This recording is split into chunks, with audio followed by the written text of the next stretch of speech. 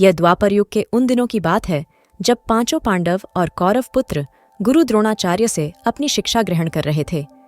उन दिनों पांडव धनुर्विद्या का ज्ञान प्राप्त कर रहे थे। एक दिन गुरु द्रोणाचार्य ने उनकी परीक्षा लेने का विचार किया। परीक्षा के लिए गुरुदेव ने पांचों पांडव युधिष्ठिर, भीम, अर्जुन, नकुल और सहदेव के साथ साथ कौरवों को भी जंगल में बुलाया और एक पैर के सामने ले जाकर खड़ा कर दिया और कहा, शिष्यों, आज आप सभी की परीक्षा का दिन है। आज इस बात की परीक्षा होगी कि मेरे द्वारा दी गई धनुर्विद्या से आप सभी ने कितना सीखा है।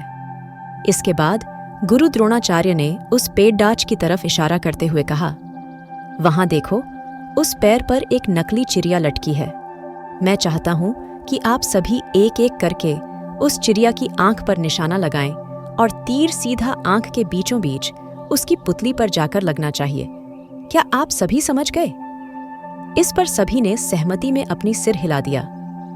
गुरु द्रोणाचार्य ने सबसे पहले युधिष्ठिर को आगे बुलाया और तीर कमान उसके हाथों में थमाते हुए उससे पूछा, वत्स, तुम्हें इस समय क्या क्या दिख रहा है? इस पर युधिष्ठिर ने जवाब दिया, गुरुदेव, आप, मेरे भाई, यह जंगल, पैर पैर पर बैठी चिड़िया, पत्ते आदि सब कुछ दिख रहा है।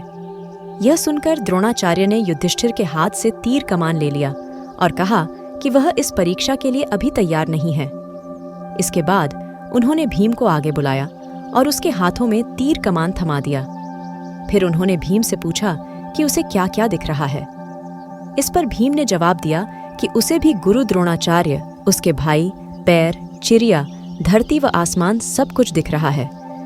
गुरु द्रोणाचार्य ने उसके हाथों से भी धनुष बाण वापस ले लिया और उसे अपने स्थान पर जाकर खड़े रहने को कह दिया।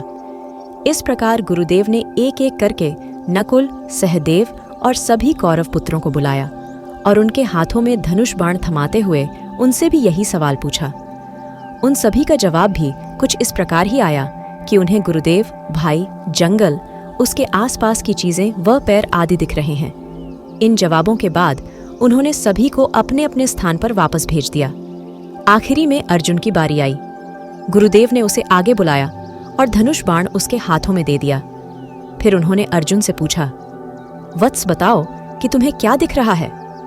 अर्जुन ने कहा, मुझे उस चिड़िया की आंख दिख रही है गुरुदेव। गुरुदेव ने पूछा, और क्या दिख रहा है तुम्हें अर्जुन? मुझे उस चिड़िया की आंख के अलावा कुछ नहीं दिख रहा गुरुवर, अर्जुन ने कहा।